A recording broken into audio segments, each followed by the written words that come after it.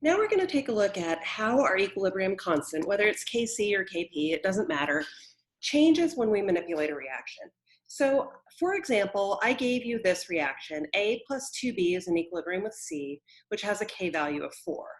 I could ask you to find K for other reactions based on this one. Take a look at A.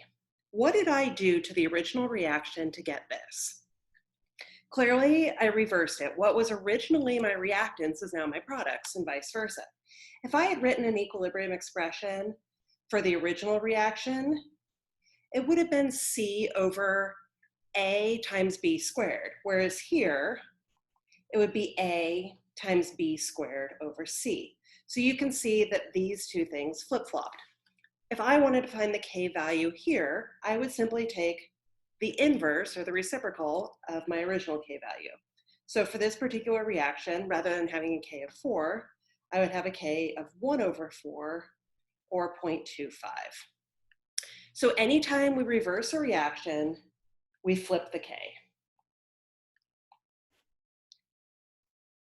Now let's take a look at the second reaction. If I compare the second reaction to my original reaction, you can see that I multiplied everything by 3.